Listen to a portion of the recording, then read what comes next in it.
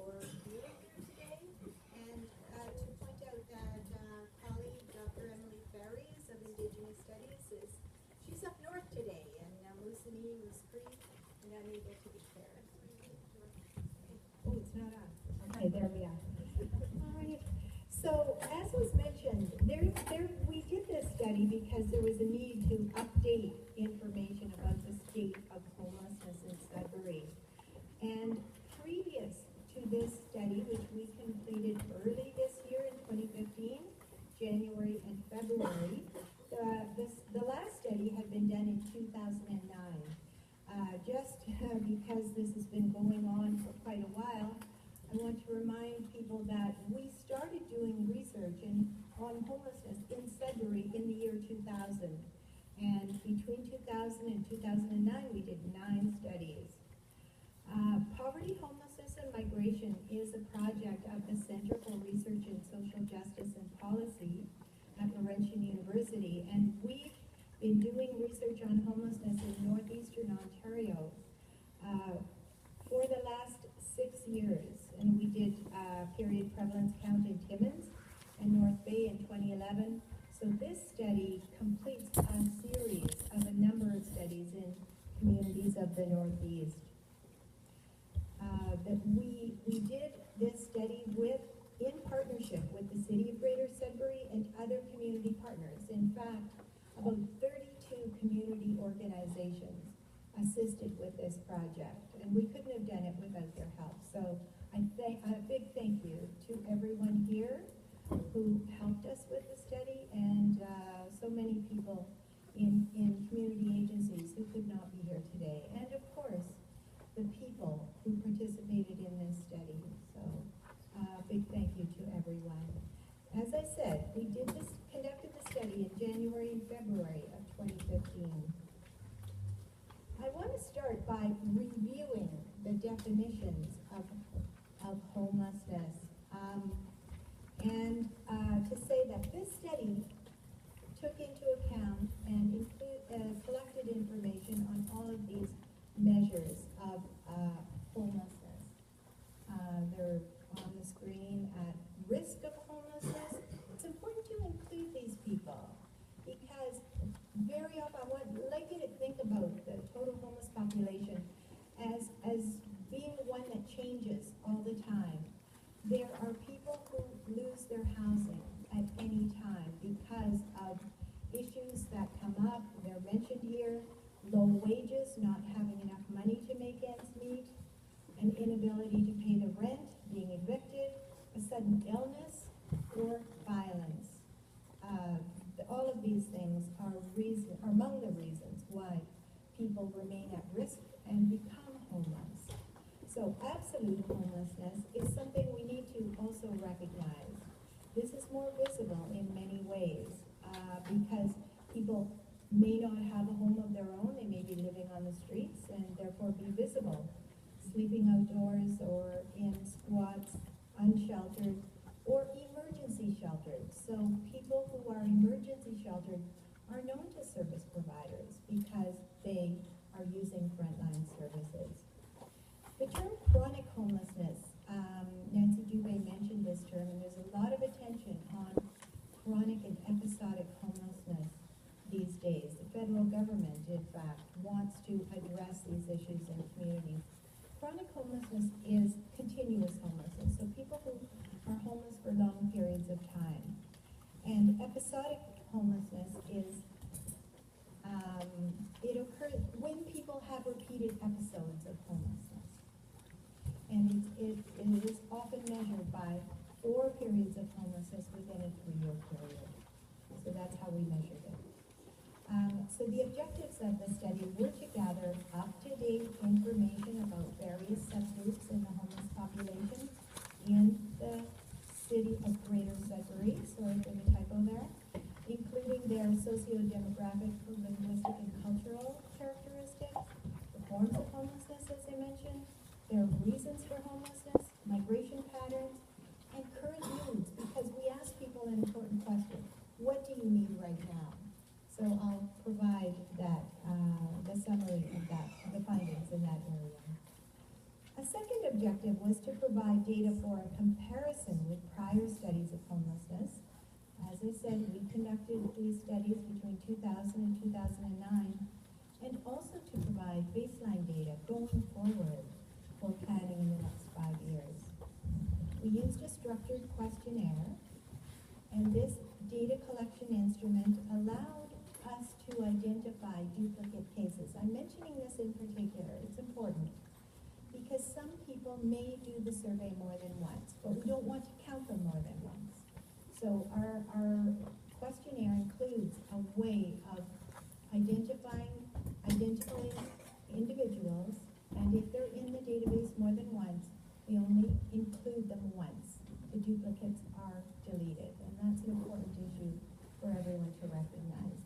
If we're not sure, like an individual doesn't provide all the information to allow us to identify duplicates, we take them out. And this is important because we want the count to be as accurate as possible.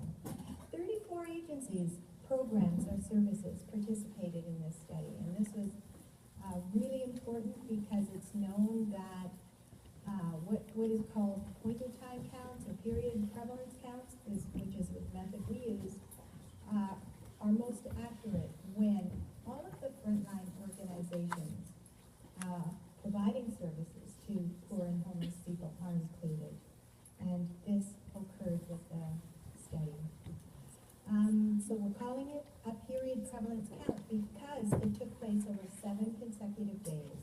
We started on January 28th, and the 7 days ended on February 3rd, 2015.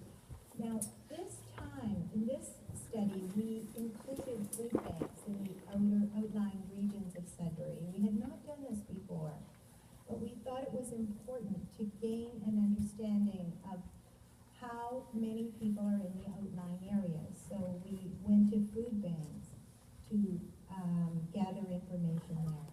So this expanded the area of the study from previous studies, and I'll mention how many people we found in the outlying areas.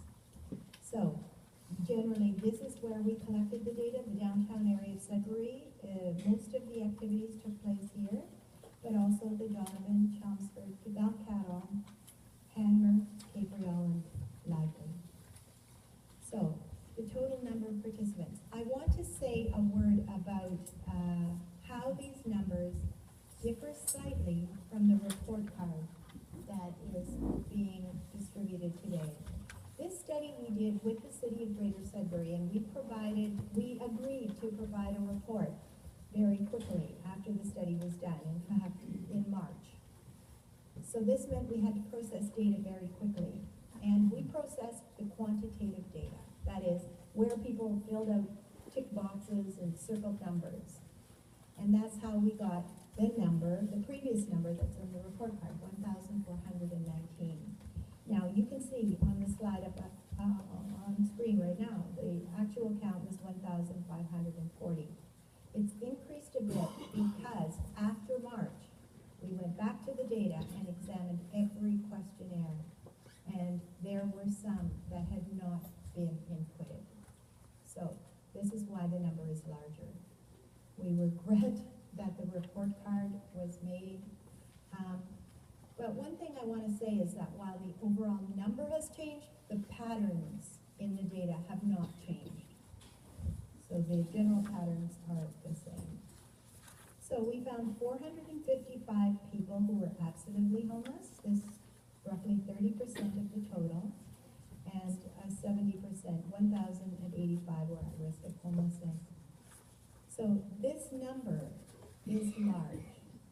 It's larger than all of the other studies we had previously found. It's more than double the previous findings from earlier studies between 2000 and 2009.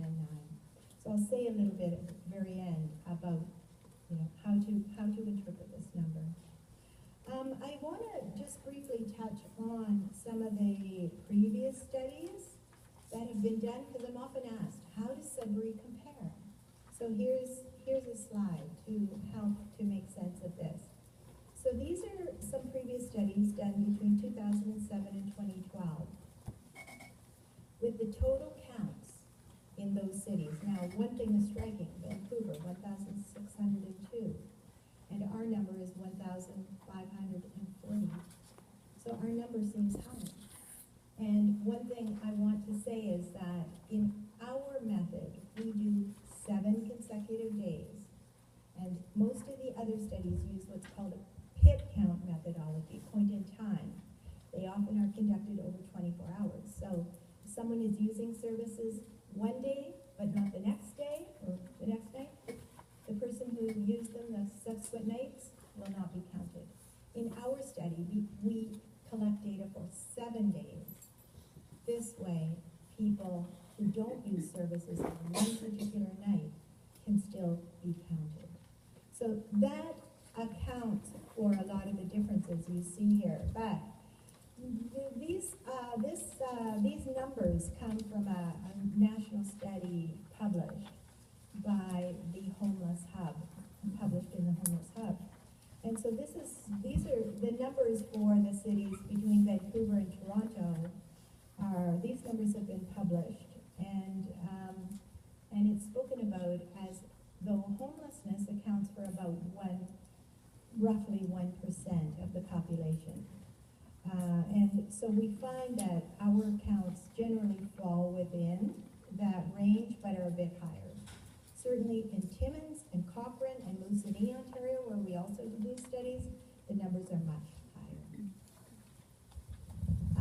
All right, just to some demographics. So the old stereotype used to be that homeless people are men, and particularly the old stereotype was they are men with substance abuse problems.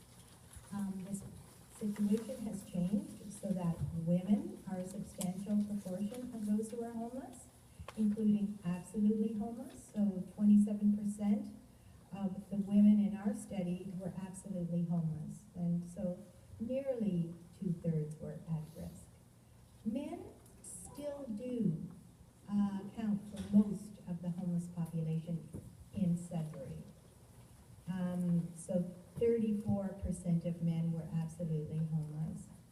And for this study, we enabled people and invited people to share their gender identities. And so 6 absolutely homeless people and 18 at risk stated that they were part of the LGBTQ community. And that is a low number. I want to say that I believe that there are many more people who didn't self-identify that way. Indigenous people. This is an important finding, and particularly where we're standing and sitting today in the Friendship Center here in Sudbury. It's important to recognize how many people, how many Indigenous people are part of the homeless community in Sudbury. They were actually the largest group, 588 people. And this constitutes 43% of the participants. So it's a very large number. I can say in Toronto, they usually cite about a quarter of the homeless population. So, and this is what we had found previously in Sudbury, was that Indigenous people were about a quarter. So the number is higher. And the people who worked in our study, it was very visible actually, how many Indigenous people were participating. And again, I thank the Indigenous service providers in Sudbury for supporting us and helping us with this study. Francophones, underrepresented in the study, 186, and they were about 14% of the participants. This mirrors a finding we found over and over again in all of our studies. Francophones are underrepresented. So I think it's something we need to look at a bit more. What is it about Francophone communities where few people are homeless? So this is something positive we can learn from the Francophone community here in Sudbury. Anglophones of European origins were about 37% of the total, and of course they are a majority here in our community. So here's a pie showing you the slice. 43% are Indigenous people, 37% Anglophones of European origins, 14% Francophones, and 6% were racialized minorities. So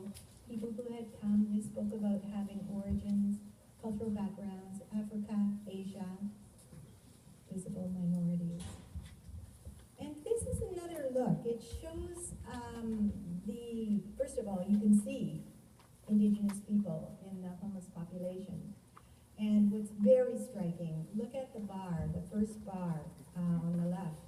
58% of Indigenous people were absolutely homeless. So this is a clear indication that many people, the majority of Indigenous people, were really struggling with homelessness and severe homelessness. I want to remind you, does anybody remember the temperatures last January and February? Very cold. Yet you will see some people were sleeping outdoors. So the proportion, when you look at Anglophones and Francophones, you see a minority, a smaller subgroup, were absolutely homeless, but with Indigenous people, it was higher. Now, this is the age groups of homeless people in this slide. And we had some people participating in the study who were under age 18. There may well be more, but they may have been unwilling to self-identify because of the risks for people being homeless. But 14 of those who were under 18 were absolutely homeless, and another 7 were at risk of homelessness. The other percentages you can see for the sample, youth were about a fifth, young adults, 25 to 20, sorry, that should say 39, that's an error, typing error, were about a third, and adults 40 to 64, 43%, and a small subgroup, but an important one, of older adults, 65 and over, who were amongst the homeless population. So I think this is like a warning that the homeless situation is serious. Older people being homeless, they're very vulnerable. And this is happening in our community. So this is a graph which also shows you in the first one, under 18. It's on the first bar on the left, the lighter bar, shows you that it's just the percentages of people who, in each age group, who were absolutely homeless and at risk of homelessness. So a majority of those under 18 were absolutely homeless. Then what you see is this trend, how the lighter bars, they go down as people in each of the older age groups. So amongst those 65 and over, they were most likely to be at risk of homelessness, and fewer absolutely homeless. So you can see that trend is very clear.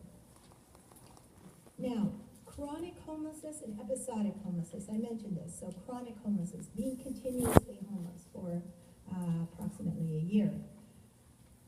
A lot of people were in that situation, had that experience. 350 people here in Sudbury.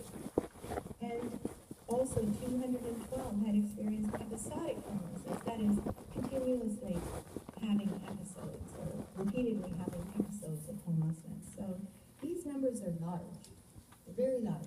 And what I want to say is, like some people say, we should only focus on the absolutely homeless population. Remember that it's quite fluid. So a lot of people who are in the at-risk population were nevertheless identifying as having experienced chronic and episodic homelessness. So this is a graph, I thought I'd put it up in here. It shows on the left-hand side, the tall bar is showing you that amongst those who were at risk, a large proportion had not experienced either chronic or episodic homelessness, because this is a cross-tabulation of the two. So it's a subsample of people who had reported on episodic and chronic homelessness. And so the largest group had not experienced these forms of homelessness, but on the other side, where it says episodic and chronic, these are the proportions of people who had experienced both types of homelessness. And so 115 people in the absolutely homeless population had experienced both forms, as well as 50 people in the at-risk population. So that's a sizable number. If you put those two numbers together, it's 106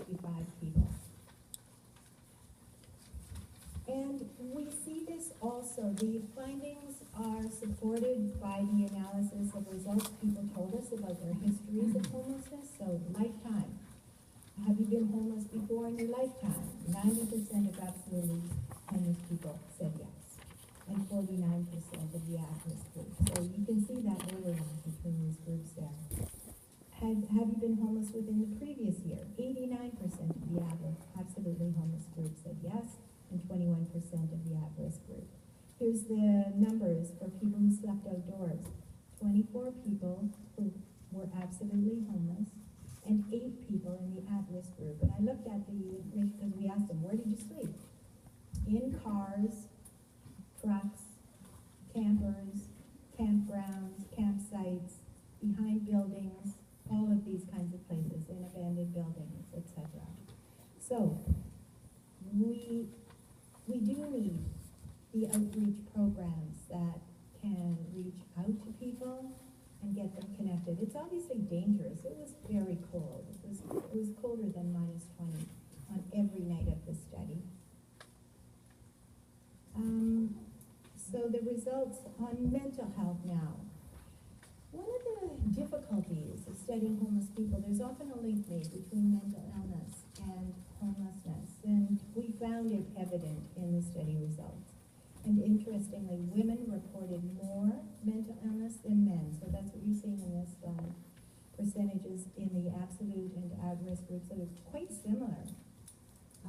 But women, more women, but, quite a few more women reporting on having experienced mental illness in the previous year. And I also looked at whether people who had experienced mental illness had also experienced physical illness, and how the experience of either or one of these types of health problems was affecting people. And the majority, an overall majority of participants had experienced either mental health problems or physical health. So a lot of people out there are really struggling, and we asked them, what kind of health problems are you experiencing? People spoke about major diagnoses of serious mental illness and also serious health problems like hepatitis C, HIV, heart problems, people who have had surgery, broken bones. The list is extremely long, too long for me to enumerate. So here's a graph that shows you a minority. So this is on the right-hand bars, none reported. The percentage is showing none reported.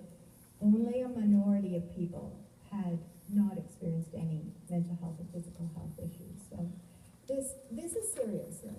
Why is this happening to people? They're homeless and struggling with these serious health issues.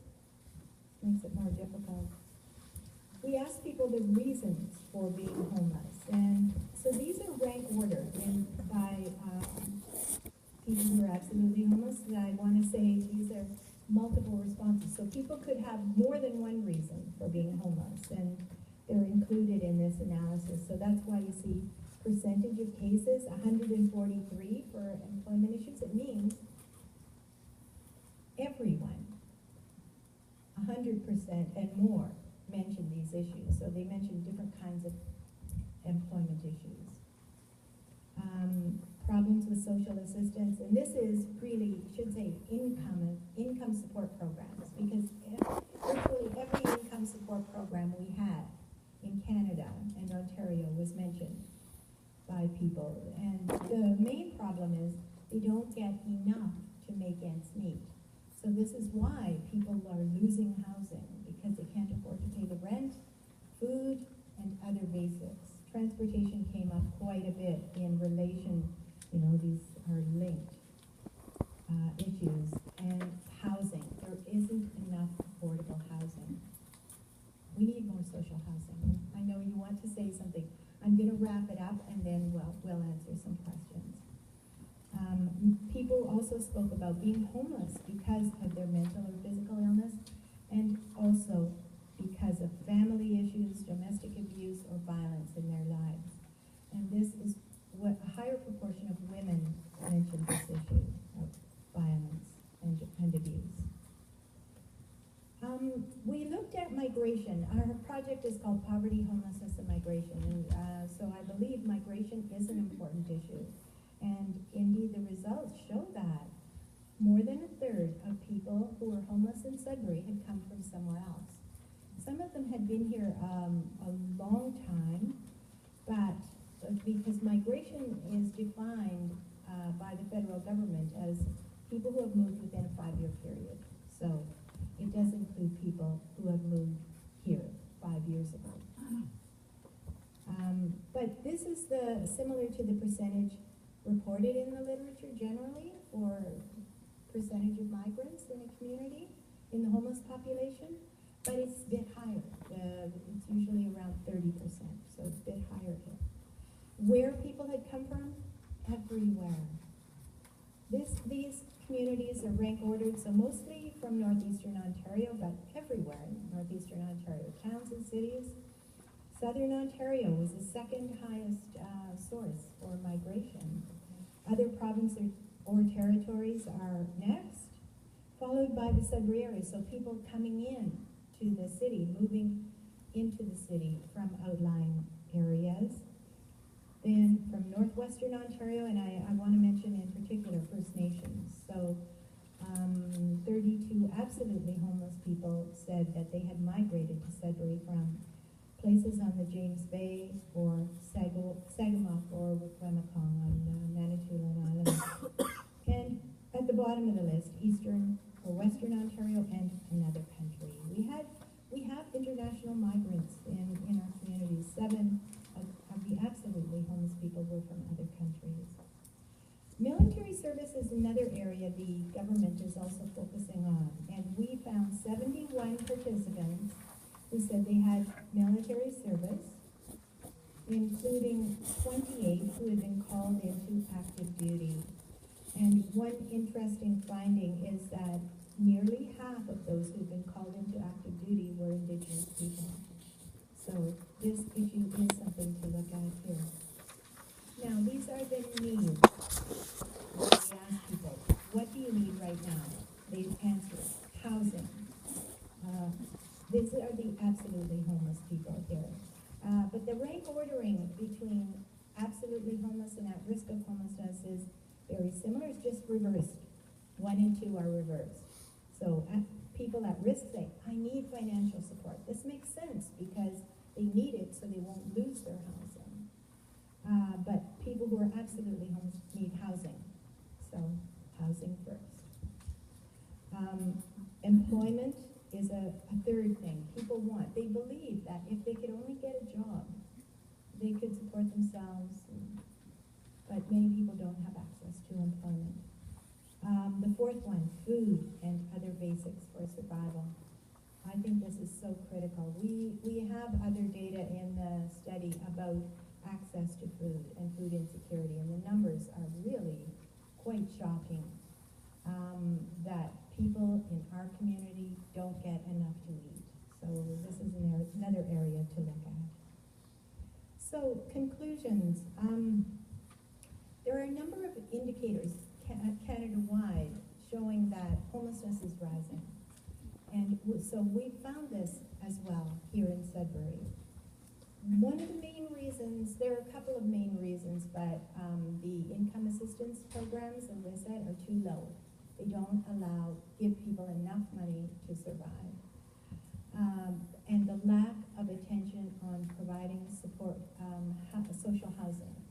This is going back decades that governments have withdrawn from this area, and so we need, our new federal government has said they're going to implement a national strategy for social housing. Let's hope it happens. We need it. Now, one of the other reasons why we may have seen an increase, such a large increase, is because we improved our methods of gathering data.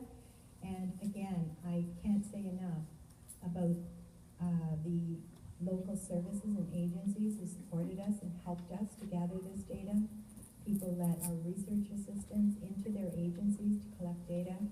And the feedback we got from people was they appreciated this because it gave them an opportunity to participate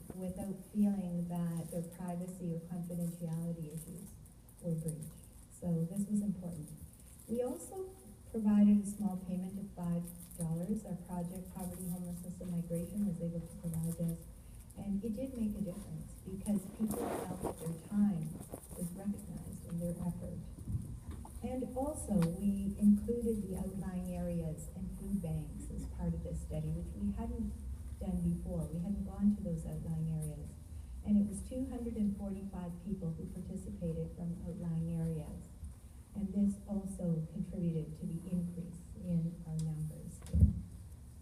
So that is an overview of the results, and I've got some references also that at the end from references from the presentation. So if you're interested, you can find these on the internet.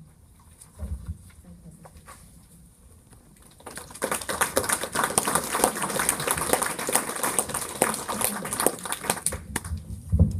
We have about 5 minutes left for this portion. Questions for Dr. Kelby at this time? Thank you for such a comprehensive overview. I'm wondering, did you ask about the kind of housing and maybe think about the last time in terms of, you know, the extent to which that they have shelter but not adequate care, you know, not the buildings weren't kept up, and you know the reason why they weren't in housing. Okay, it's such a complex issue, and I appreciate the question.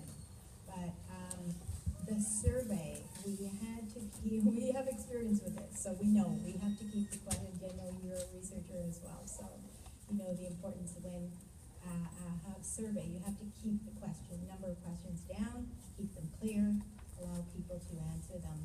But we have done other studies. We've done photographic studies, photo boys, inviting people to take photographs of their living circumstances.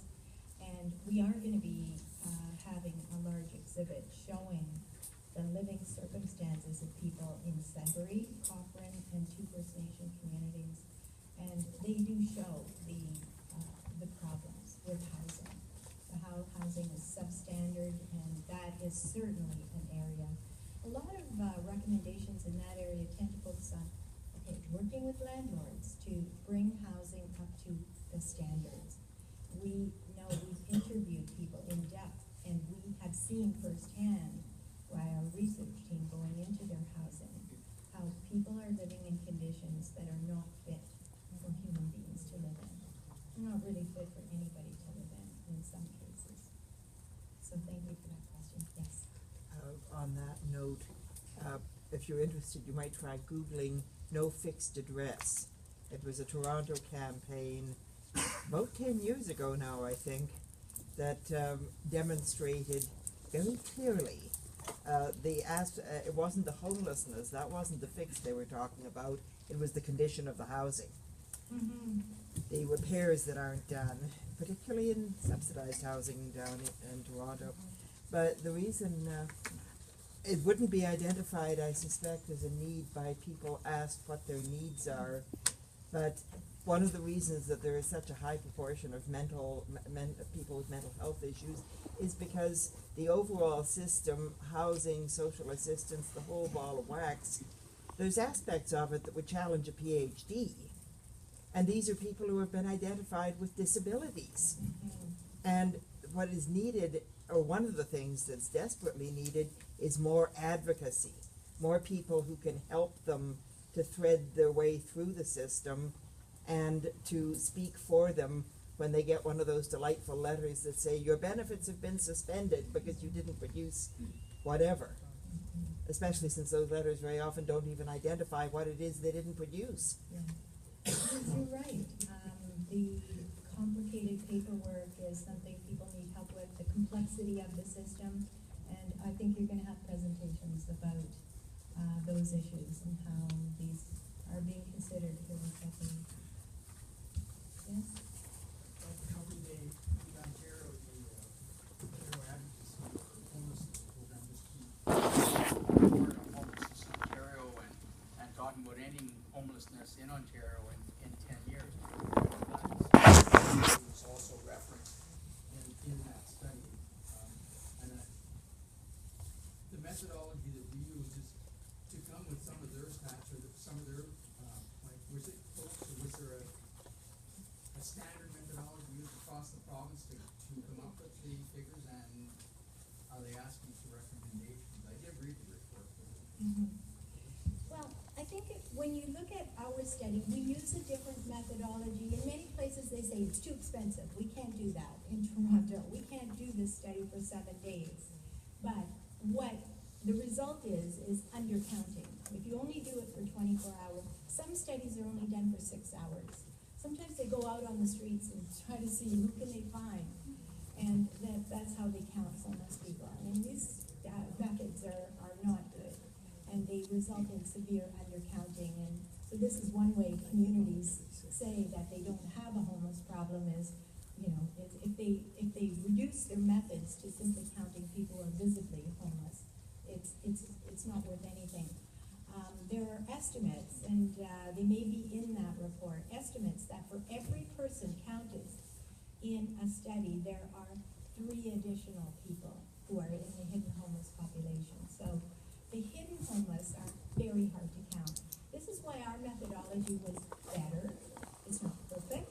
It certainly is still an undercounting, and I want to make that point really clearly, because people who are in the hidden homeless, largely people who are couch surfing, staying with others, you know, and so they can be turned out at any time. But at least we gave them a chance, and I want to extend thanks again to the Samaritan Center. They allowed us to have a table right on the main floor by the doors so that people could come in. And our researchers actually went outside to give questionnaires to people who weren't allowed into the premises. So the banning circumstances are something that affects some people. But coming back to your question, so the overall number is one thing, but the trends and patterns, the percentages, so for example, the percentage of women, children, Indigenous people, these are things we can directly compare. Except that I believe our data are better. You can count on them. So that's and I'm glad you mentioned possibly credible, because what I'm saying is that report, and I'm not trying to be critical of it, but there is a possibility that it's underestimated. Yeah. The total number of homelessness in the province. Most definitely underestimated. Thank Yes. It seems to me that at your time frame, you were looking at a population that would be affected by the changeover in the Ontario work system. Were you able to identify that? We only through some of the questions where people indicated why they were homeless, for example, and cited particular problems they were running into with these programs, and also where people were I'm telling you, one of the extraordinary things was how much information people gave us. We had a blank side. Some people filled it up completely. They wanted to tell their stories. And we also have field notes gathered because people wanted to talk about the issues. So there was a willingness on the part of people out there to share their circumstances. So we have some qualitative data that aren't here in the number. Yes? My question is just sort of stemming off that. Is there any kind of hopes for having a qualitative study that will sort of present some of the key points of that data that wasn't necessarily part of the quantitative analysis? That's a good question, because we have a lot of information that was provided in a qualitative format, people writing their stories or sharing their stories, and we have this recorded. So, yeah, I take your point. We need to do that.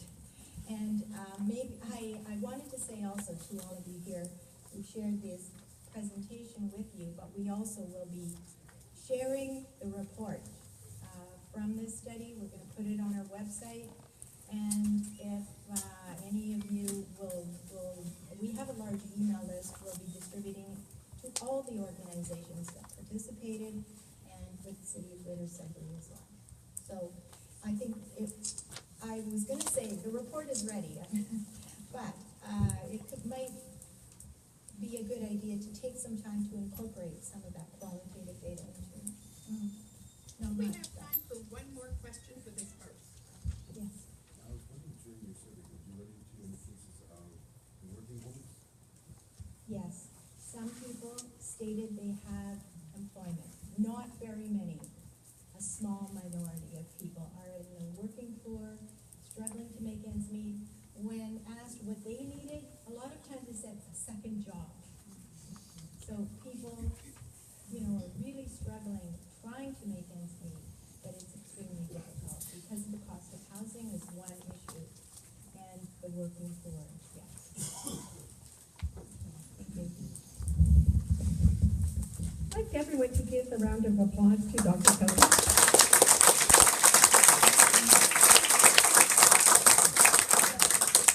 The work that she has done over many years is certainly been very helpful and informative.